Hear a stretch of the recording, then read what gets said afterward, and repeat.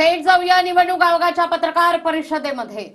ठीक ढंग से समझ के उस तरह से ये मतगणना का कार्य करा रही है। आयोग कभी भी किसी के दबाव में नहीं रहा है और जो भी प्रक्रियाएं हैं, पहले भी जैसा कहा है कि पूरी प्रोसीजर को फॉलो करके उसमें नेचुरल कोर्स में जो भी टाइम लग रहा है उस पर ये चुनाव के रिजल्ट का कार्य किया जाएगा।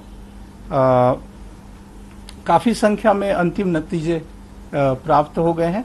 बचे हुए विधानसभा निर्वाचन क्षेत्रों के लिए अंतिम कुछ ही चरणों का मतदान कार्य शेष रह गया, जिसे त्वरित गति से किया जा रहा है और जो अंतिम चरणों में जो भी प्रक्रियाओं के पालन करने की आवश्यकता पड़ेगी उसे आयोग के अधिकारीगण, रिटर्निंग ऑफिसर्स, आयोग के पर्यवेक्षकों के देखरेख में इसको अंजाम देंगे। विशेष रूप से जो एक समस्या कई बार आती है कि जो मार्जिन है और बहुत कम मार्जिन है, वो यदि पोस्टल बैलेट के जो रिजेक्टेड वोट्स हैं उनसे कम रहता है तो फिर वो उसको गिनती करने के लिए कैंडिडेट मांग कर सकते हैं और उस दिशा में जो रिटर्निंग ऑफिसर है उसको काउंट करेंगे।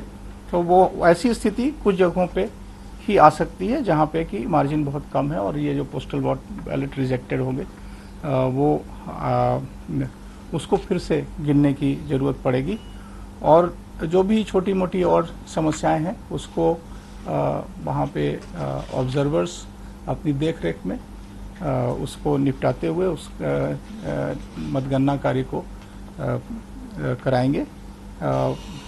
जैसा कि उम्मीद है कि ये अब कुछ ही चरणों के चुनाव शेष हैं। ज़्यादातर जो देखा गया है करीब 17 स्थानों पर 5 से कम चरणों का चुनाव बचा है।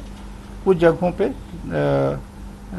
10 से ज़्यादा हैं लेकिन उनकी संख्या बहुत कम है और अभी जो लेटेस्ट आंकड़े हैं वो चूँकि बहुत डायनेमिक है, इसीलिए हर राउंड का चुनाव के नतीजे आते जा रहे हैं। उसकी सूचना अभी हमारे साथी अधिकारी आपके सामने प्रस्तुत करेंगे।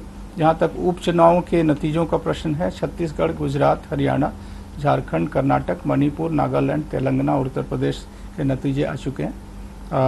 उड़ीसा की 1 सीट और मध्य प्रदेश की 8 सीट के लिए भी अंतिम चरण में ये मतगणना की स्थिति है।